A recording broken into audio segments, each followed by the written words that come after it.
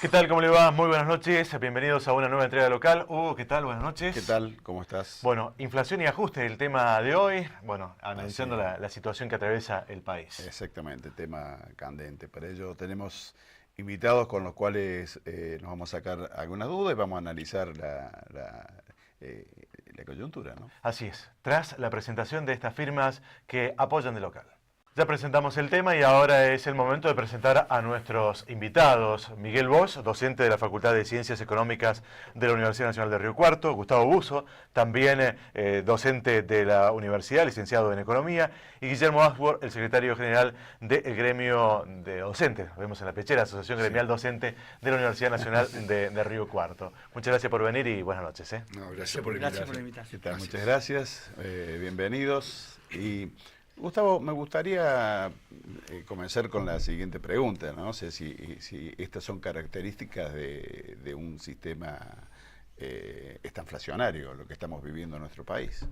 Sí, la verdad que el diseño de políticas económicas típico del neoliberalismo en Argentina ha llevado a una situación de estanflación. Esto es, de estancamiento económico, que ya ni siquiera es estancamiento, es recesión, con inflación, ¿sí? Que uno podría pensar en el mejor de los casos, bueno, pero a lo mejor es transitorio, se está haciendo un ajuste porque el país va a estar mejor a futuro, y la verdad que esto no es así. En cada minuto que pasa con este tipo de política empeora la situación, el enfermo queda peor, digamos, ¿sí? Y lo estamos viendo con todos los indicadores macroeconómicos. Ya lo veníamos advirtiendo varios economistas desde el año 2015, que debo reconocer que también nos equivocamos. No tanto como los economistas oficialistas, porque incluso lo que éramos muy pesimistas con este tipo de modelo, nos dimos cuenta que quedamos como optimistas. Fue bastante peor. En menos de 3 años nos han llevado al Fondo Monetario, que es un prestamista de última instancia, a un riesgo cierto de default, ¿sí? Y nos han llevado a una situación de insolvencia, además de la estanflación. Esto es, con todas las letras, ha sido un cambio negativo, por decir así, ¿sí? Uno puede cambiar y pegarse un tiro en el pie, pues digo, es un cambio, y este cambio ha sido negativo. Y ha sido negativo, por lo menos para el 70% de la población, que es más o menos lo que dicen las encuestas hoy día. El 70% de la población considera que la situación económica argentina es entre mala y muy mala. El 70% de la población de los distintos encuestadores, un poquito más, un poquito menos, pero en promedio está dando un 70%. Ahora, ¿por qué ocurre eso? Sería la pregunta. ¿Por qué estamos la pregunta que hacía recién Hugo, ¿por qué estamos en esta inflación? Bueno, porque este gobierno, digamos, hay un debate. Si se equivocó en el diagnóstico, yo creo que se equivocó en el diagnóstico, o la otra es que este es su modelo, ¿sí? Y por eso no lo cambia y dice que no hay plan B, ¿sí? Es como cuando uno va al almacén y el almacenero siempre se equivoca en el vuelto, siempre para el mismo lado, pero uno dice, bueno, ya una vez piensa que se equivocó, 2 veces equivocación, 3 veces, incluso uno puede creer que hay equivocación, y otra vez se dice, no, bueno, ya no se equivoca. Pero bueno, yo creo que se equivocó porque obviamente su marco teórico liberal obviamente no funciona, en Argentina nunca funcionó. Digamos, los modelos de fuerte endeudamiento externo, valorización financiera y fuga siempre han dado malos resultados, ¿sí? Digamos, a ver, ya lo va a decir Guillermo, pero ¿qué es lo único que aumenta en el presupuesto nacional? El pago de interés a la deuda externa, de forma astronómica, ¿sí? Ya es más del 15% del presupuesto, y el equipamiento de última generación para la represión, que van los dos vinculados al final de cuentas, ¿sí? Y termino con esto. Me parece que este modelo nos ha llevado a una situación de insostenibilidad. Este es un modelo insostenible. Ya nosotros teóricamente lo veníamos diciendo desde el 2015, que muchas veces nos dicen, bueno, deja que corra el tiempo, espera, dale tiempo. Yo siempre respondía lo mismo. Me parece que si uno quiere ir desde Río Cuarto a Mendoza y salió por el lado de Buenos Aires, lo peor que podemos hacer es darle tiempo. Le dimos tiempo y estamos en esta situación que nos ha llevado de problema de liquidez de dólares a un problema de insolvencia. Y termino con esto, digo, este modelo al final de cuentas, ¿a dónde nos ha llevado nuevamente el neoliberalismo en Argentina? Nos ha llevado a que la vulnerabilidad, el país más vulnerable del mundo, el que más ha tenido que devaluar la moneda, podemos mirar ahí, el que más se ha endeudado, ¿sí? Y como en el mes de marzo fueron a pedir nuevamente financiamiento y el sector privado financiero internacional no se los dio, porque miran las cuentas argentinas y por más que Macri diga que es amigo de los empresarios y que va a generar confianza, eso no ocurrió, no vinieron inversiones extranjeras, no aumentó la capacidad productiva, lo único que llegó, los únicos brotes verdes fue, por decir así, deuda en dólares, que a través de la bicicleta financiera nos salió muchísimo más caro que el endeudamiento que tuvimos, que ya de por sí fue caro. Nos estamos endeudando más caro de lo que se endeudaba Kicillof, por decir así, en el 2014. ¿Sí? Entonces, el tema de la vulnerabilidad externa ya hemos tocado el límite, fuimos el prestamista de última instancia, es como que si cualquiera de nosotros vaya al peor usurero de la ciudad, después nadie nos va a querer seguir prestando.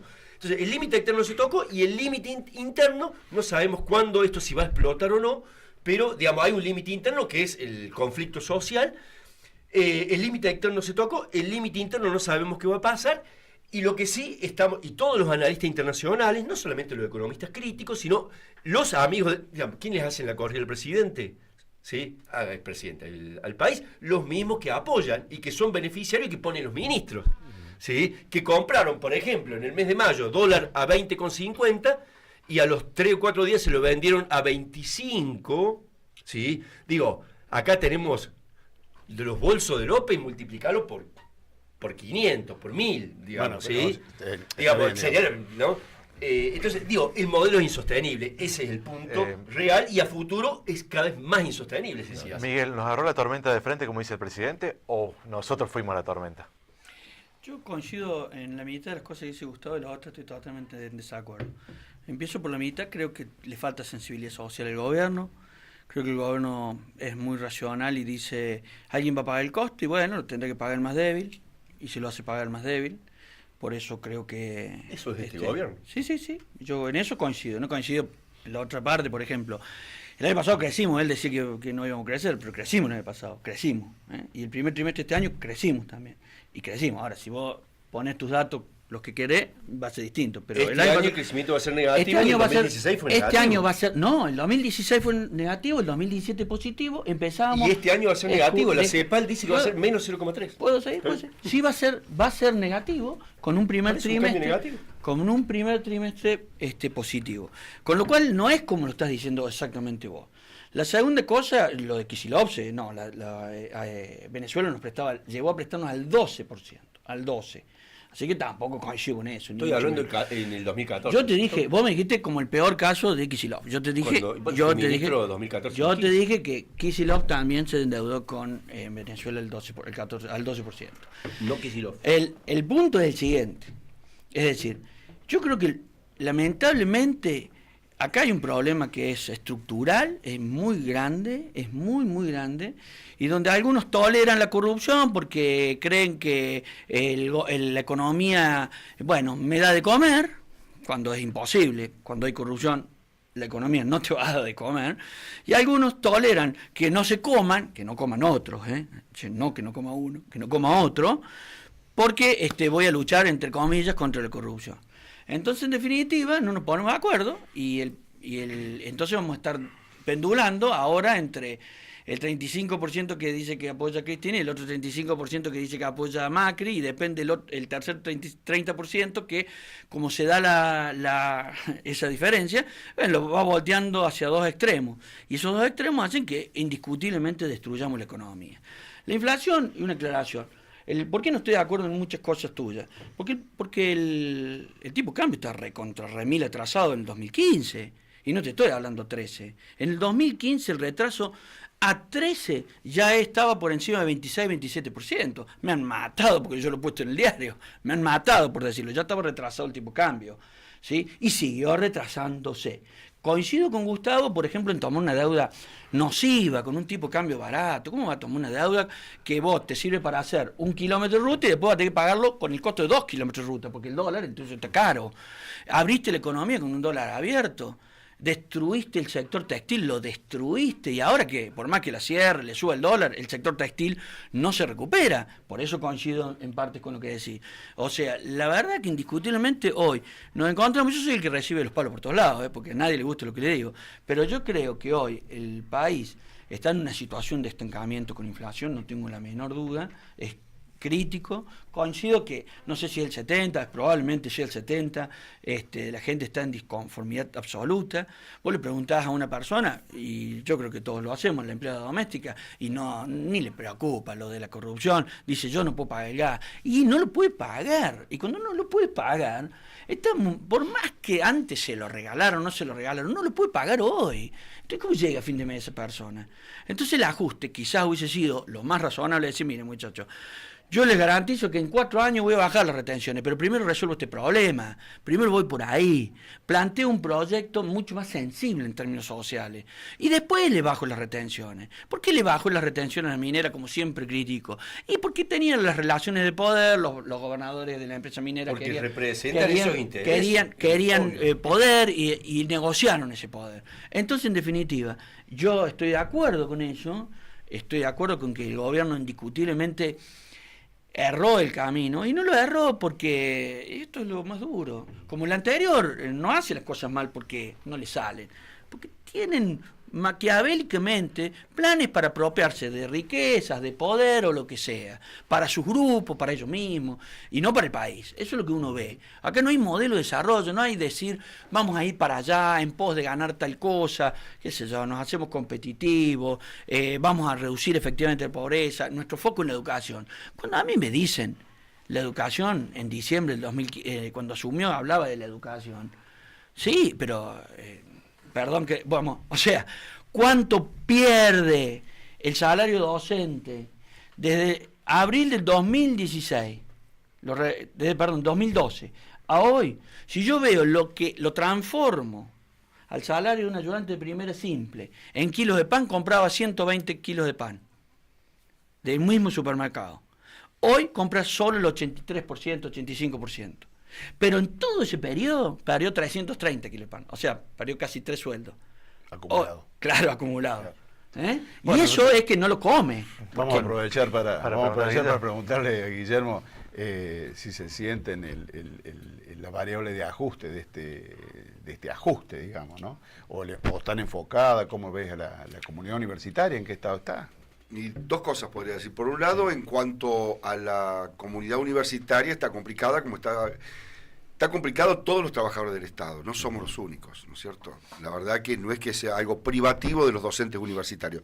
Probablemente hoy son los que tenemos más atraso, más que nadie, pero más que nadie inclusive del sector privado. Los docentes universitarios cobran proporcionalmente menos que cualquier otro en la escala del sistema educativo.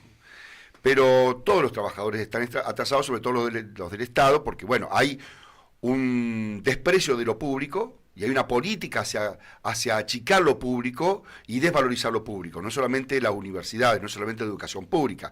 Fíjense lo que ha pasado con el INTI, con el INTA, que son los 2 lugares de transferencia tecnológica de conocimiento hacia la industria como hacia el campo. ¿Qué pasa con el INVAP? ¿Qué pasa con el proyecto ARSAT? ¿Qué pasa con CONICET? Que es el lugar donde se genera el conocimiento desde la investigación, ¿no es cierto? O sea, todos lugares públicos atacados, pero atacados en forma feroz, verdaderamente, y eso significa pérdida de soberanía. Claramente, la soberanía se consigue, y hoy más que nunca, no tanto por el dinero que se tiene, sino por el conocimiento que se tiene y la aplicación tecnológica de ese conocimiento, y la formación de profesionales que pueden llevar adelante ese desarrollo en tecnología y conocimiento. Eso es una herramienta fundamental, y eso es algo de lo que acá se ha despreciado y se ha atacado, se ha disminuido.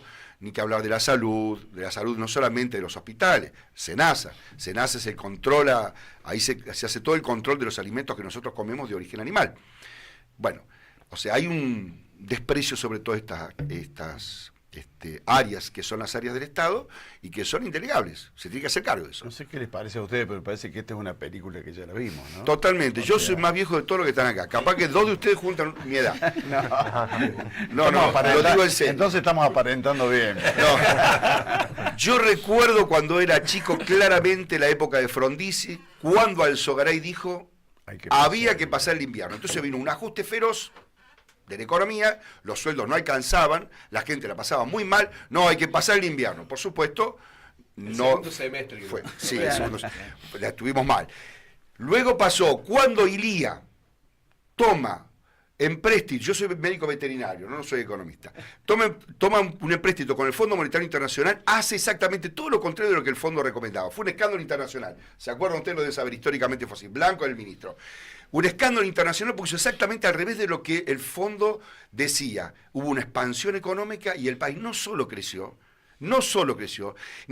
pagó la deuda del Fondo Monetario Internacional, sino que fuimos país acreedor del Fondo Monetario Internacional. Por supuesto que duró nada, porque vino un golpe de Estado y todo el sistema de comunicación lo trataron de tortuga, de que era ineficiente, ladrón, también se metió con el petróleo y con los medicamentos, golpe de Estado, asumió Onganía, que fue uno de los golpes, no fue el peor, pero sí fue muy doloroso, porque fue cuando echó buena parte de científicos del país, destruyó todos los sistemas con la noche de los bastones largos, cerró el Malbrán. Y cuando cerró el Malbrán, ¿saben quién se fue del país? ¿Saben quién? César Milstein, que trabajaba ahí y se quedó sin trabajo. César Milstein fue premio Nobel en Medicina, egresado de la Universidad Pública Nacional y gratuita y de inclusión, con un descubrimiento que hoy se utiliza hasta para cualquier análisis de laboratorio que vos te vas a hacer, que es poder hacer los anticuerpos monoclonales, que hoy se utiliza para el tratamiento contra el cáncer. Bueno, para que vean la brutalidad de los militares en este periodo de Onganía. Y bueno, todo es así. Yo creo que hay dos posibilidades, o hay dos visiones de esto. Una visión es decir, ¡Flan! ¡Quiero Flan! ¡Flan! No, Flan, quiero Flan. Esa podría ser una posibilidad. ¿Y sabe cuál es la otra posibilidad? Decir, señor presidente, no puedo pagar la luz, no me alcanza. Me llegó 5.000 pesos de gas y yo gano 18.000. Oh, no, pero es una tormenta, ya vamos a pasar la tormenta. Pero señor presidente, escúcheme, mire, no me alcanza ni para pagar la escuela de los chicos. No, esto es, claro, el flan aumentó. ¿Ustedes cuánto compraban de flan? No, sí. No alcanza el presupuesto universitario. Ah, sí. Mirá vos. Pero no alcanza, el sueldo de los docentes está malo. Qué bárbaro, ¿no? ¿En serio? Sí. Bueno, ya vamos a ver. Ese sería el segundo posicionamiento. Yo prefiero flan y pelear por el flan. Y eso es lo que estamos haciendo. No hay forma. Este gobierno silenció, los medios de comunicación de Buenos Aires, mejor dicho, silenciaron toda la problemática universitaria. Sarías y Guandanara tenía un poquito de un rollo más en la pancita y Sicari tenía un tatuaje más hecho, ¿no es cierto? Pero cero información de que las universidades ya llevábamos 3 semanas de paro. Nada decían de eso. Nada decían de la lucha salarial de los docentes universitarios. Nada decían que habían retirado 3.000 millones de pesos del presupuesto universitario sin decir ni siquiera en qué lo van a gastar. De un presupuesto acordado, propuesto por el Ejecutivo, aprobado por el Poder Legislativo y luego, violentando el sistema republicano, el Ejecutivo dice, no, estos 3.000 no te los voy a dar nada. ¿Y a dónde van a parar? Ah, no. Bueno, yo ahí empiezo, flan, devolveme los 3.000. Flan, devolveme los 3.000. Claro. ¿Qué derecho tiene a quitarle 3.000 millones de pesos a la universidad? Un presupuesto ya deprimido, calculado con una inflación del 12%, ya llevamos el 19,1%. En un par de días los rifa pagándole a los especuladores. Encima, no soluciona el problema de inflación porque parte de un mal diagnóstico. Porque en realidad el problema central de Argentina no es el déficit fiscal como dice todo el liberalismo argentino. Ningún país quiebra en moneda propia. El problema es la escasez de dólares. El problema que se dice el gobierno que la escasez de dólares, ellos son los fugadores seriales. No es casualidad que tengamos un presidente que tiene más de 29 offshore. ¿Sí? Pero esto de que le pone liberal, lo etiqueta y lo arruina todo. ¿Y cómo le llamarías vos a esto? Un gobierno de manual neoliberal que abre la economía, desregula el mercado. ¿Puedo darte el número? Yo soy veterinario, no puedo entrar eso. Esto es una discusión conceptual, no es de número. Escucha, desde 1990... ¿Cómo le llamas a esto? Ahora te lo voy a decir. Ahora te voy a decir. Desde 1990 a hoy, el déficit acumulado en nominal en dólares fueron 210.000 millones de dólares. 210.000 millones de dólares. Ahora anda a buscar en qué años se dieron. Y vos, hasta el pobre de la Rúa, que pobrecito, ¿viste? Era lo mismo que este. Sí, hasta el pobre de la Rúa ni siquiera. Che, escuchame, ¿cómo que no? ¿Cómo que la culpa no es del déficit fiscal?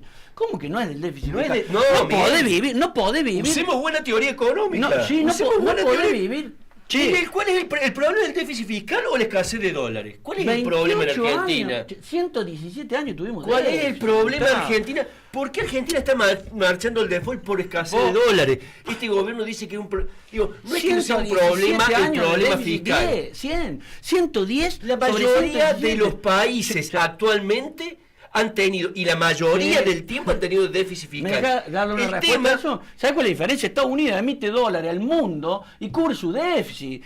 Le emite gratuitamente al mundo. Por eso también salió el euro, para darse cuenta de cómo financiaba el déficit de Estados Unidos. Emitiendo, porque el mundo se lo demanda. Por supuesto que puede tener déficit. Pero vos no porque podés lo cubre, comparar porque lo cubre Argentina así, pero no con digas. Estados Unidos. Y vos lo estás comparando, lo acabás de comparar recién. No, al contrario. Lo acabas que de te comparar estoy diciendo que todos los países tienen déficit. En primer Yo lugar, te digo, este no. es un modelo neoliberal porque es de manual neoliberal. Nunca dio resultado en Argentina. Seguro que sí, pero no va por ahí, entonces, va por otra cosa. Entonces acordamos que es neoliberal. Bárbaro, ¿sí? Muy Sí, parecido, con un contexto muy distinto, no digo igual, muy parecido a lo que fue el periodo de la Rúa Menem-Cavallo y muy parecido a lo que fue la dictadura militar.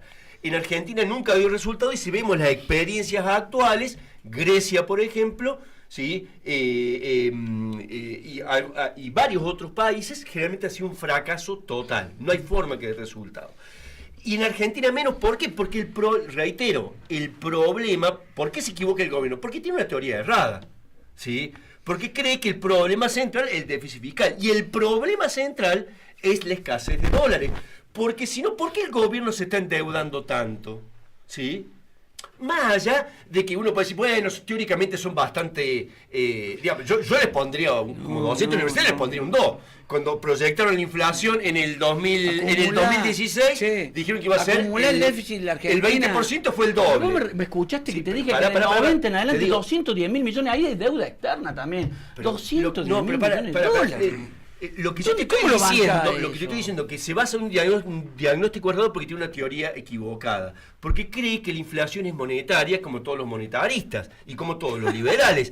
Y en realidad no es monetaria. ¿Por qué? Si yo emito dinero y vos estás trabajando el 60%, si estás trabajando Gustavo, el 60%... Claro, vamos a dejar esa pregunta para el próximo el bloque porque problema tenemos que es hacer un corte. Tengo que hacer un problema corte. es la escasez de dólares y es lo que no soluciona el gobierno. Y por eso... Vamos a poner un cepo ahora. Sí, le están poniendo un cepo al desarrollo con este esquema. Bueno, Ese es el problema. Vamos a la pausa. La primera pausa ya seguimos con el ajuste y la inflación.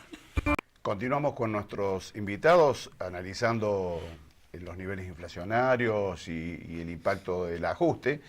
Y bueno, estábamos ante la exposición de Gustavo, en la cual había quedado una pregunta dando vuelta ahí sobre el origen de el proceso inflacionario, porque hoy estamos hablando de estancamiento, estamos hablando de inflación. ¿En qué se origina la inflación que tenemos hoy? Actualmente, normalmente o generalmente los manuales, voy a hablar un poquito, porque generalmente me gusta que hablen los invitados, los manuales hacen sobre todo hincapié en la inflación de demanda. No creo que sea el caso en el que estamos viviendo. Bueno, desde tu perspectiva, Miguel, ¿en qué se origina? Mira, 1 de diciembre del 2004, el litro de nafta costaba súper, en una YPF en Río Cuarto costaba $1.43. Repetimos la fecha. 1 de diciembre del 2004. 2004. 14 años. 1 de octubre del 2015, 12,49. 15 del 8, me faltó un día, un ajuste último, de este año, 34,22. O sea, del 2004 al 2015 se multiplicó 8,7 veces. Y del 2015 a hoy, 2,74 veces. El periodo es más corto ahora, también es cierto. Vamos de vuelta. A ver, la pregunta yo te dejo a vos, ¿cómo se generó el primer proceso inflacionario en la Argentina en el año 2006? ¿Cómo empezó? Bueno, yo creo que, por eso digo, creo que el gobierno se equivoca en su teoría, por decir así, porque recordemos lo que dijo el mismo presidente en la campaña electoral. La inflación es lo más fácil de bajar, ¿sí?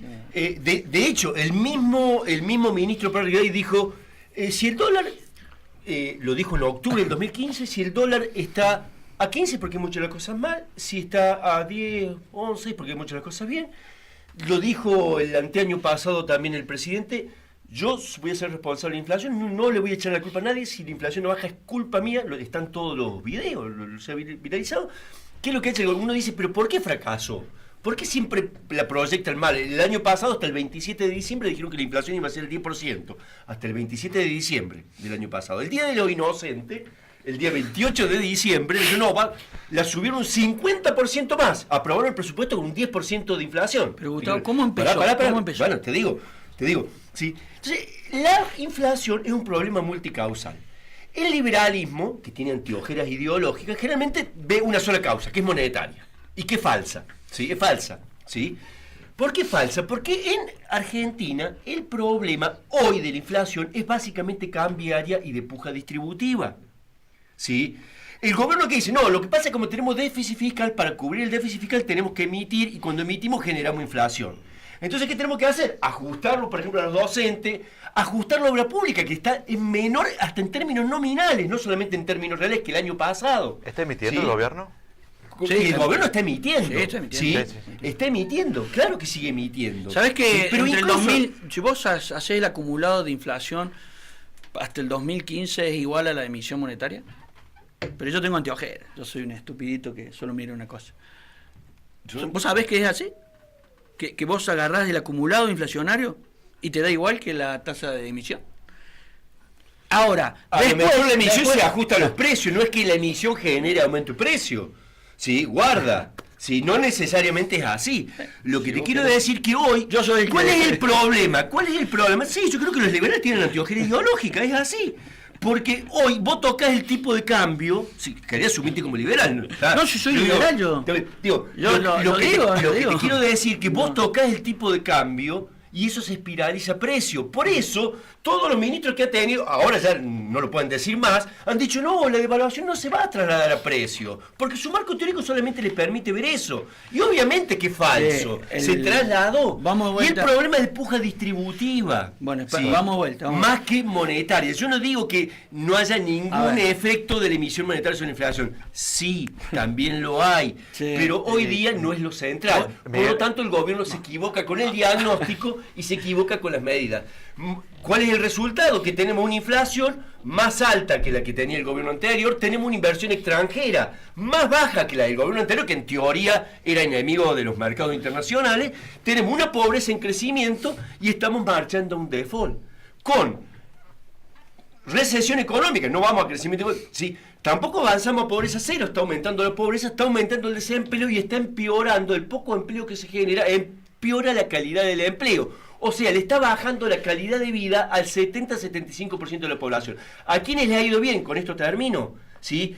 ¿Qué es lo que hace un cambio de modelo de desarrollo? Porque este gobierno, si bien no lo anuncia, como tampoco anuncia el ajuste de la universidad, directamente te actualiza por debajo de la inflación y te lo ejecuta el ajuste, pero no te lo anuncia porque es políticamente incorrecto.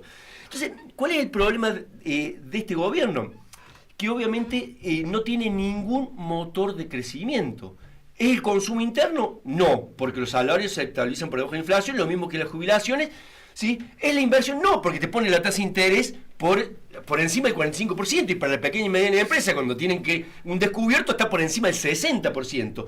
¿El gasto público? No, porque lo están ajustando. Entonces el gobierno no va a ser el sector externo, un sector externo que el mundo se está cerrando y está en plena guerra comercial.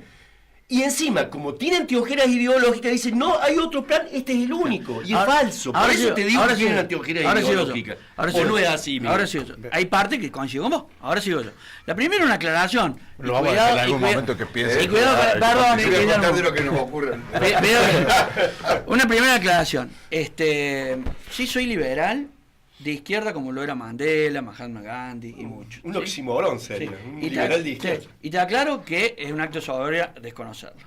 La segunda cuestión, y muy importante, coincido con vos, coincido con que no tiene fuentes de crecimiento. No tiene fuentes de crecimiento. El gobierno no tiene fuentes de crecimiento en este momento. Se autodestruyó todos los motores. En un gobierno, en un mundo que está cerrándose, justamente. Sí. Y acá se abren el gobierno anterior tuvo fuente de crecimiento justamente inicialmente en el mundo que se estaba abriendo, con una soja que nos daba mucho a nosotros, y con eso lo inyectó al consumo y generó esas dos fuentes de crecimiento.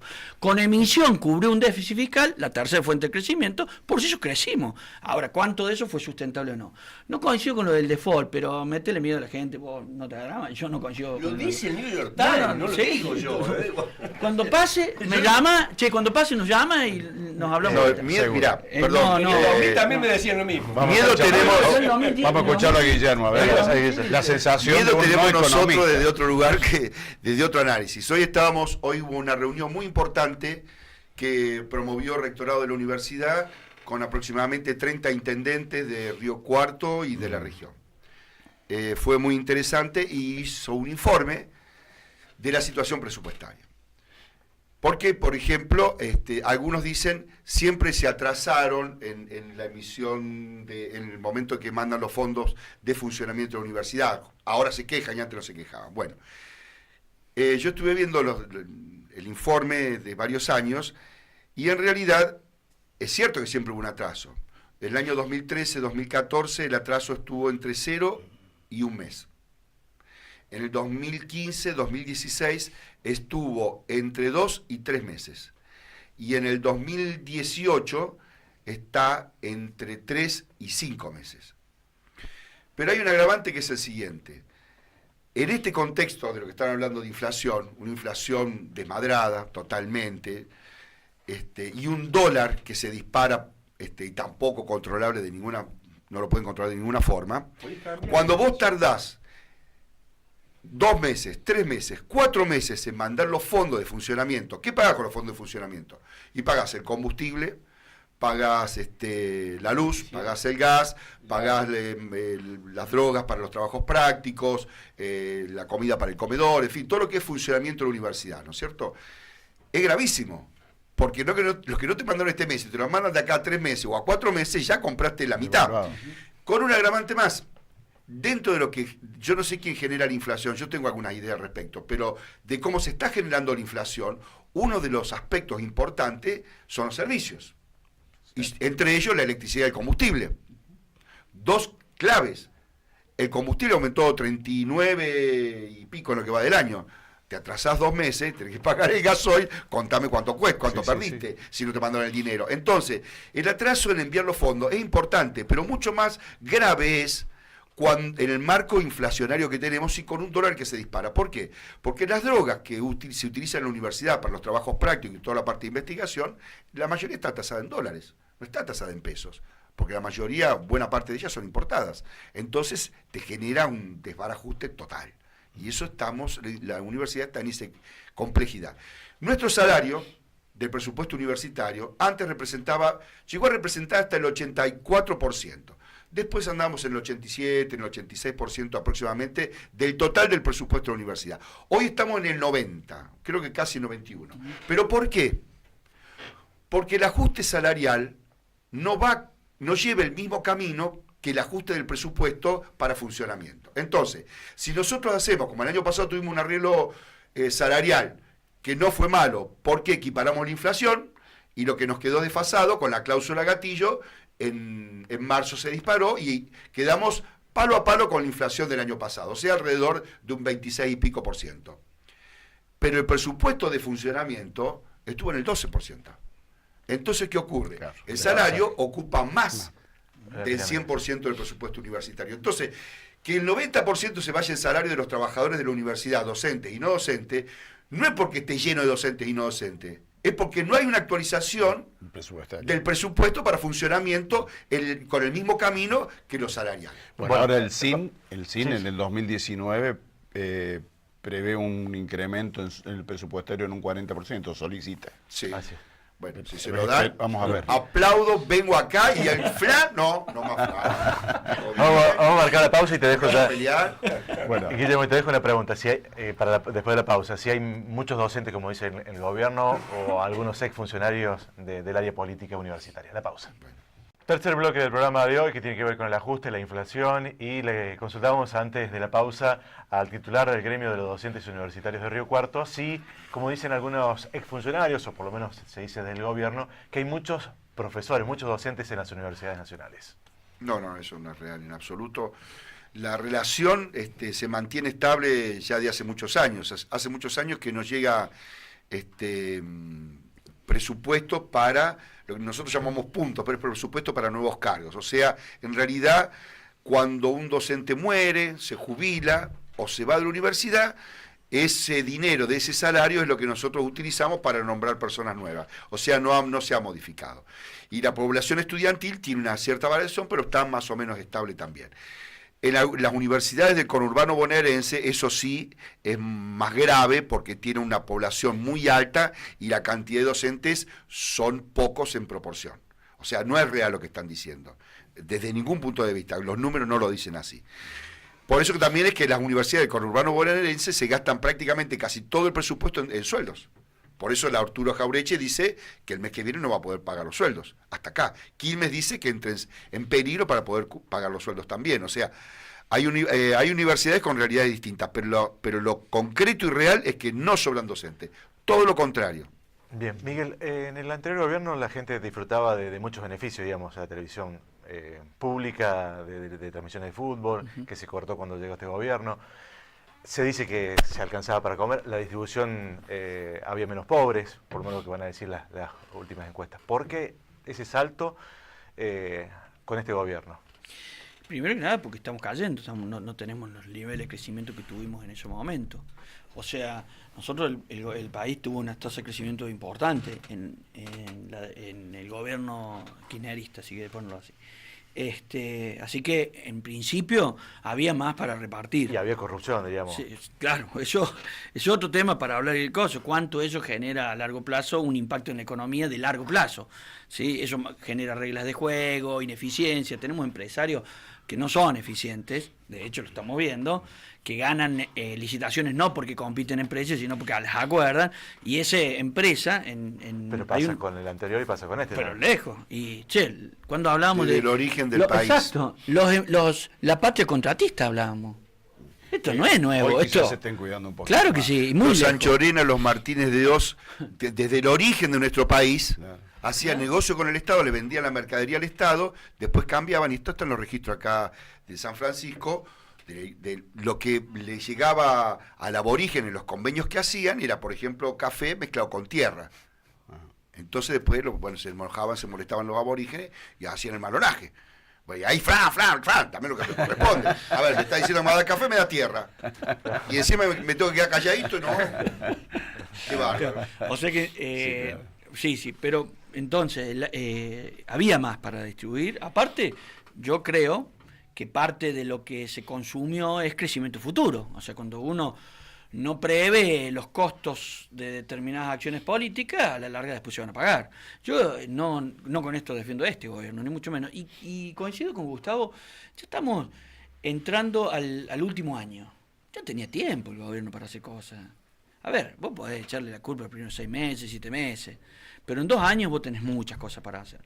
Lo que siento, me llaman el otro día por teléfono, perdón que lo diga, pero me llaman y me dicen, ¿usted tiene preacordado un crédito de 60.000 pesos? Y yo como economista inquieto, decime el costo financiero total. No, pero la tasa, no, del costo financiero. CFT, búscalo, por favor, búscalo.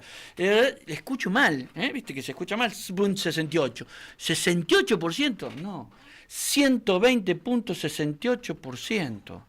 Fui a pagar el resumen de la tarjeta y me ofrecen en el ticket como promoción otro crédito, 117%. Claro, si el gobierno está pagando el 45 real, casi ya, digamos, digo real es una forma de plantearlo, no lo es, pero entonces en definitiva impacta. Esto en general ha hecho que, por ejemplo, no se han corregido los problemas y se han agravado, sí, es cierto, yo creo que sí.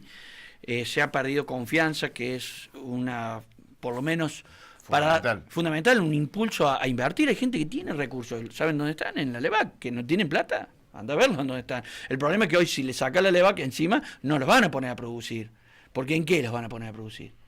porque no hay confianza en términos de la seguridad de que el día de mañana incluso ganen. Que la digamos. rentabilidad es mayor siendo En el mercado financiero. Claro, sí, obviamente que claro que producir. sí, claro que O sí. por ahí las inversiones se resguardan en bienes, en inmuebles. En inmuebles. El cuarto hoy se está moviendo Claro. mucho el mercado Gobierno. inmobiliario porque la gente se resguarda en Claro. activos de ese tipo. El modelo de este gobierno es financiero no productivo. ¿Sí? Entonces, cuando uno se fija, generalmente cuando hay un cambio de modelo de desarrollo, como ocurrió en el 2015, ¿sí? Llamémosle un modelo neodesarrollista, o nacional y popular, o populista, ¿Vos creés que respectivamente. este gobierno tiene un modelo en este momento? Pero responde después de la pausa, ¿puede ser? claro. Es un modelo neoliberal, Después de la aunque a Miguel no le guste que yo diga así. Después de la pausa, Y no. después le explico por qué. Dale, ahora marcamos la última pausa, ya regresamos.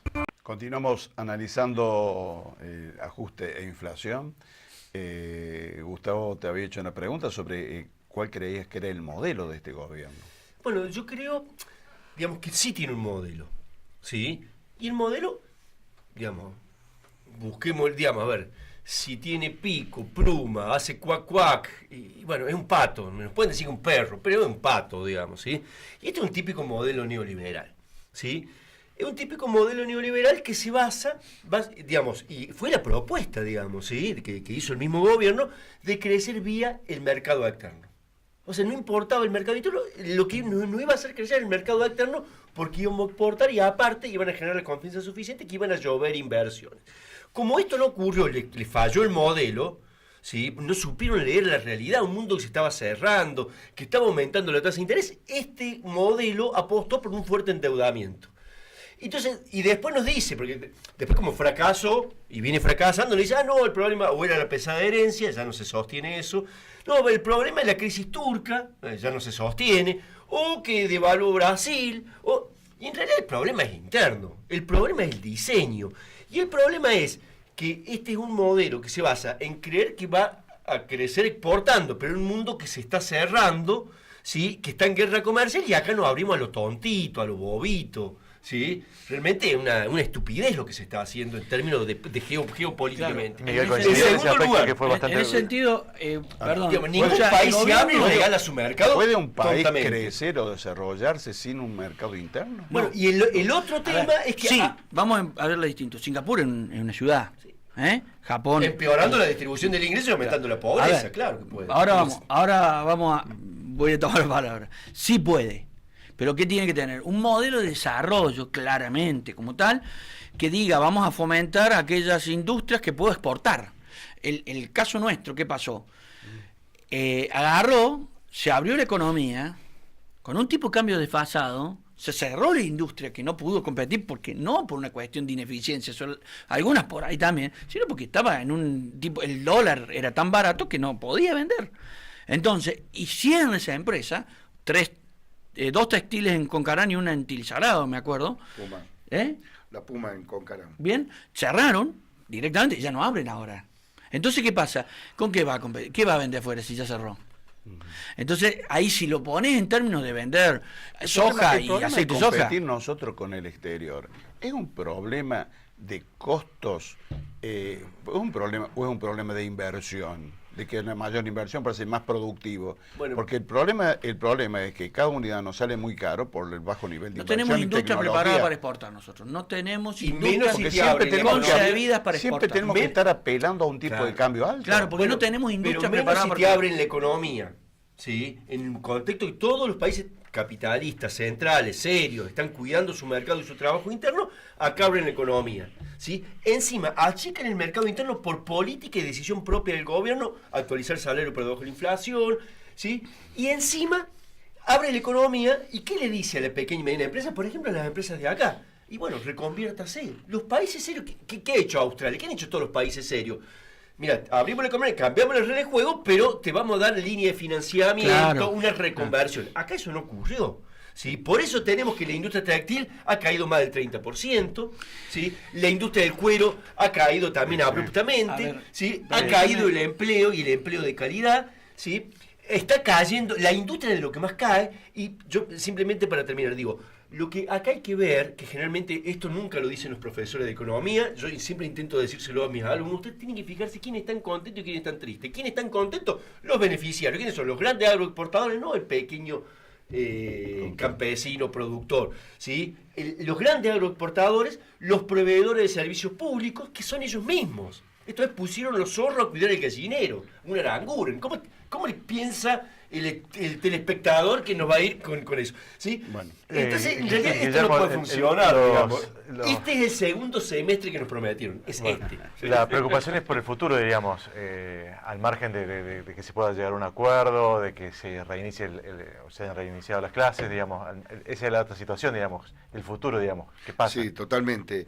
Primero que ahora en septiembre se va a discutir el presupuesto y las perspectivas, lo que los rectores pidieron y lo que se sabe que puede estar tratándose ahí dista varios Cuerpos. puntos de... Sí, mucho. Y el problema está que si se aprueba un presupuesto con con aproximadamente un 7%, vamos a estar perdiendo un 25% real de efectivo de presupuesto para el año que viene. Lo cual va a ser muy complicado. Por eso que también nuestro salario tiene que estar arreglado en lo posible antes que se discuta presupuesto para meterlo adentro y no que nos comamos más proporción del 100% del presupuesto universitario con salario. Eso es complicado. Y yo le quería, a Gustavo digo que no existen más pequeños productores. Son pequeños arrendatarios, que no es lo mismo. En realidad la gran mayoría de los que eran pequeños productores no son pequeños productores, son arrendatarios, porque no tienen ni el capital ni la maquinaria para trabajar sus campos, lo arrendan y se dedican a hacer otra cosa. O sea, ya casi no existe el pequeño productor. Bien, muchas Bueno, gracias No, al por contrario, venir. gracias por Sí. invitarnos. Y puedo la Sí, última. Sí. Mañana 30, Sí, así es. bien, marcha federal y nacional de todas las universidades con epicentro en Buenos Aires. Nosotros lo vamos a hacer acá en Río Cuarto, por eso este jueves quiero que la ciudadanía nos acompañe porque esto es una lucha de todos y la universidad es para todos. Bien. Bueno, muchas gracias. Se van a llevar un presente del programa, un Malbec de Muchas Supermercado Sanés. Muchas gracias Muy por venir. rico. Muchas gracias. Gracias. Bueno, Hugo, nosotros llegamos al final del programa. Nos tenemos que despedir hasta la semana que viene. Hasta la próxima, gracias. Gracias.